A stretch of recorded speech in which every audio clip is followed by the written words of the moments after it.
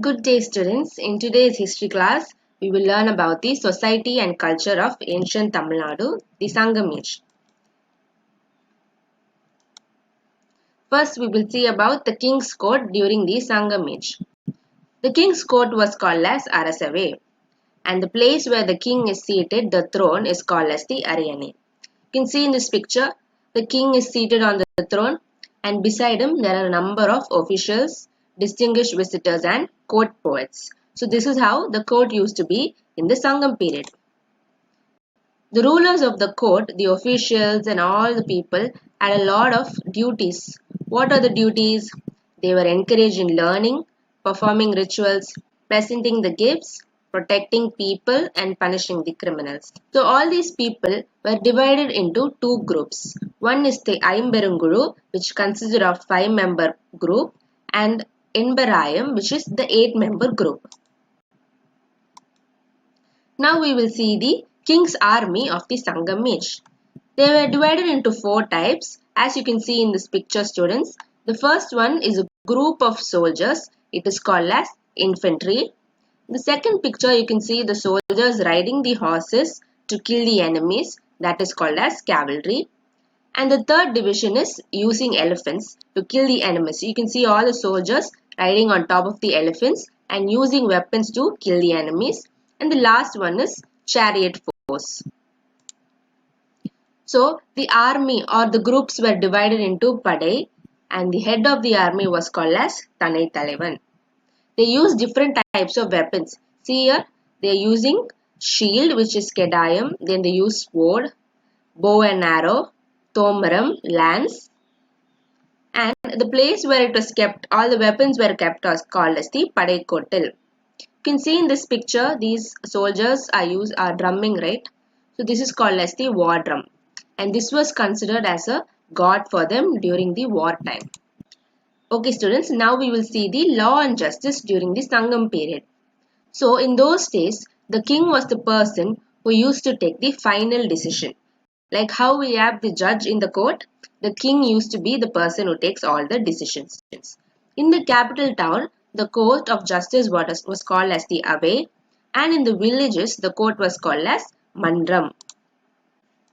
In those days, to find out if a person has committed a mistake or a crime, they used to ask him to put his hand inside a pot which consists of a cobra. So inside a pot there will be a king cobra. In Tamil it is called as Nalla Pambu. So when the person puts his hand inside the pot and if the snake bites him, that means he is a criminal and he has committed a mistake. And if it does not bite him, he is not a criminal. So how interesting is that, right? In those days, the punishment was very severe and they used to cut out their heads and their hands and also impose a lot of fine. They used to ask them to pay big fine and they will put them in jails like this. Next is the local administration. So the entire place which the king ruled was called as the kingdom, and the kingdom was called as Mandalam. Then Mandalam was divided into Nadus, Kuram and Ur. Ur is the village and Ur was divided into big village, Perur, small village, Sirur, and the old village was called as Mudur. And the coastal town was called as Patinam. And what was the name of the harbour town? The harbour town was called as Puhar. Or what were the important towns of the Sangam age? Puhar, Urayur, Korkai, Madurai, Muziri, Vanji or Karur, and Kanchi. So these were all the important towns of the Sangam period. So this is the tract-based Sangam society. What are the 5 types? Kurunji, Mullai, Marudam, Neithal and Palai. Now let's look into these 5 regions in detail. Now we will see about the landscape of the 5 regions, the occupation of the people, and what the people were called and what gods did they worship. So first is the Kurunji region. What was the landscape? The landscape was full of Pamara flower and the occupation was hunting and gathering. You can see in this picture, students, So Kurinji is full of palm trees. So there used to be a lot of trees and animals. So the people used to do hunting and gathering.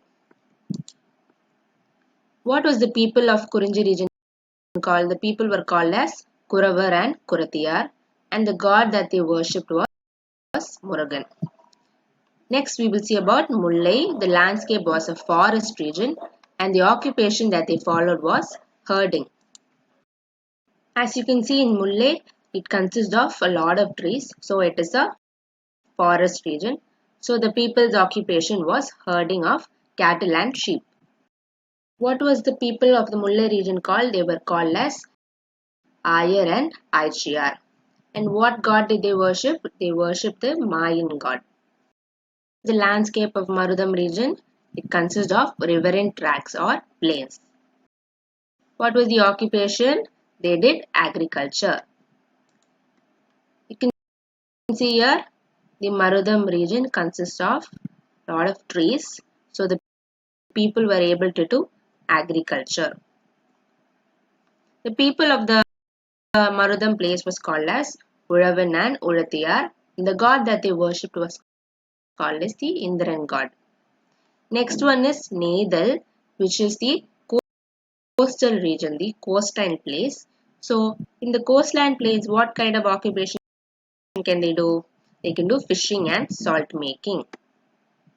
See here, Nedal is near the coastline. So they did fishing and salt making. What were the people called? The people were called as Parthavar and Nulladiyar. The god they worshipped was Varunan. The last type of landform is Palay. Palay is the desert region.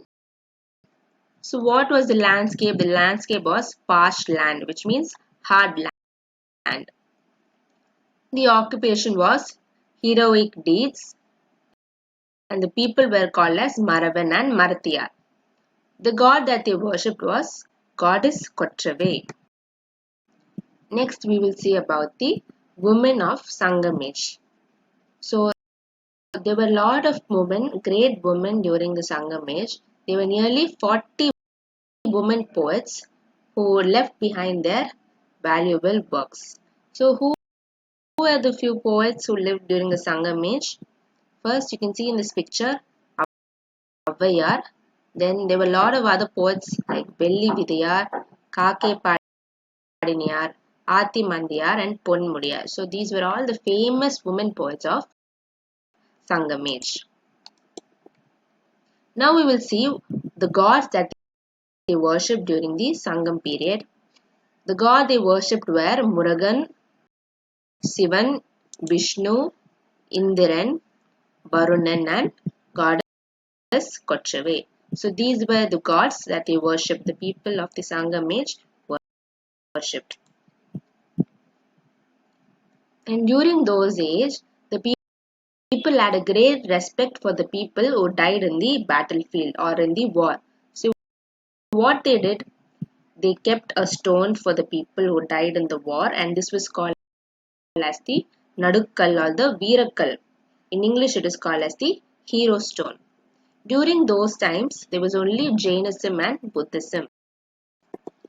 What kind of dress and ornaments did they wear during those days? So the rich people wore muslin, silk and cotton garments, and the ordinary people wore two pieces of cotton garments. You can see in this picture the women are wearing colorful clothes, different ornaments, and they've kept a lot of flowers in their hair. In those days, both men and women wore a variety of ornaments. They also liked to use aromatic perfumes. Now we will see the art form during the Sangam age. What all different type of musical instruments they used? They used drum, flute and yal. Who was the master of the seven notes? Karigalan was the master of the seven notes and he was called as Erise Vallavan. And they had one type of folk drama, it was called as Koothu, and it was an important cultural practice of the Sangam people. Then they developed a concept called as Muttamil, which consists of Iyal, and Nadagam. Now we will see about the occupation of the people. They had agriculture, cattle rearing, fishing and hunting. There were different other occupations like carpenter, blacksmith, goldsmith, pottering and weaving. What were the festivals and entertainments of the people during the Sangam? They celebrated Pongal, Kartige and Indravila. What kind of entertainments did they have? They had dances, bullfight, cockfight, dice, hunting, wrestling and playing the swings. Children played with their toy cars and they built sand houses. Next we will see about the trade activities. So there were different types of trade: local, overland and overseas trade. They used caravans, you can see here. They used oxen driven caravans to carry the merchandise of the merchants to different places, and there was barter system. In those days there was no money, so the people used to exchange the goods for goods. Next we will see about the markets of the Sangam period. So the markets or bazaar was called. We had two types of markets or bazaar in Pugar and Madurai. In Madurai they were called as Nalangadi, the morning bazaar, and Allangadi, the evening bazaar. These markets had large varieties of fruits and vegetables. The important ports of the place were Musiri, Tonde and Korke. What and all products did they trade? See, they traded pearls, tusks or ivory, diamonds, saffron, precious stones, then topaz, horses. So these were all the products that they traded. Trade contract with overseas countries. So it was known that Tamil Nadu did a lot of overseas trade between different countries like Greece, Rome, Egypt, China, Southeast Asia and Sri Lanka. Next we will see about Calabaras. Who are the Calabaras? So Calabaras are the people who came into Tamil Nadu after the Sangam age came to an end. So the Sangam age came to an end at the 3rd century AD. So during this period, the Calabaras made a lot of literary sources. What were they? They wrote Navalar Charidai, Yapparangalam, Periyapuranam, Sivaga Sindhamani and Kundalakesi. So these were all the literary sources that the Calabaras wrote during their period. Before the Calabaras came, there was only one region, that was Hinduism, but slowly Jainism and Buddhism also became famous. Then there were two languages that was introduced, that was Sanskrit and Prakrit, and this developed a new script called the Vatteluttu. People used to say that the Kalabara period was a dark age after the Sangam period came to an end. But during this period, a lot of trade and commerce related activities had taken place, and a lot of famous scripts were written during this period. So it was not a dark age.